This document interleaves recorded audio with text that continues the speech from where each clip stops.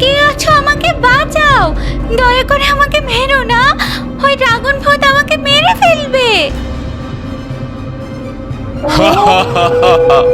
দাঁড়া বলছি খরগোশ ছানা, আমার হাত থেকে তোকে কেউ বাঁচাতে পারবে না।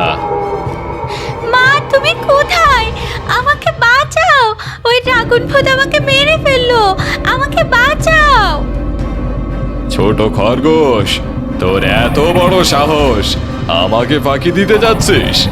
আমাকে তুই কোনোদিনও ফাঁকি দিতে পারবি না।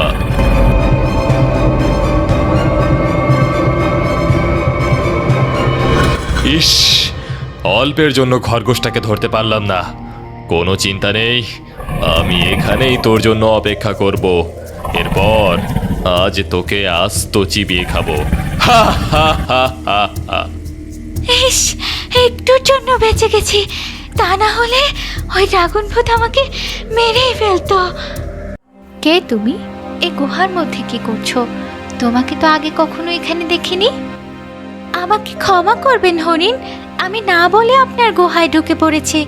আসলে এক দুষ্ট ড্রাগন ভূত আমাকে তাড়া করছিল। কি বলছো তুমি? ড্রাগন ভূত কিন্তু অনেক ভয়ঙ্কর, সে এর আগেও জঙ্গলের অনেক প্রাণীকে মেরে ফেলেছে। তোমাকে ওই ড্রাগন ভূতের কাছ থেকে অবশ্যই সাবধানে থাকতে হবে।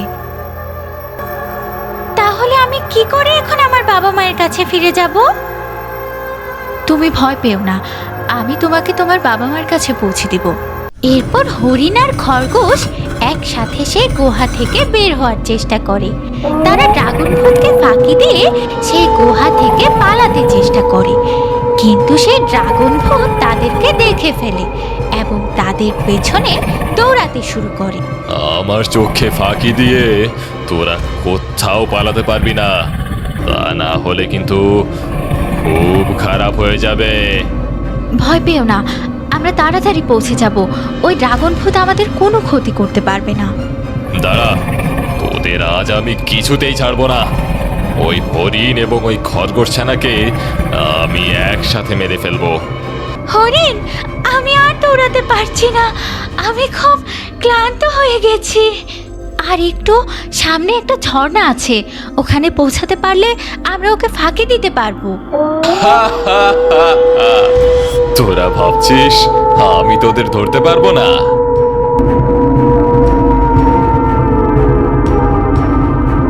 এবার কোথায় পালাবি? আমার মুখের থেকে আগুনের গোলা বের হয়ে তোদেরকে একেবারে পুড়িয়ে দেবে। এরপর ড্রাগন ভূত মুখ থেকে আগুনের গোলা ছুড়ে দেয়। হরিণ খরগোশকে ধাক্কা দিয়ে সরিয়ে দেয়। আগুনের গোলা তাদের পাশ দিয়ে গিয়ে একটি গাছে লাগে।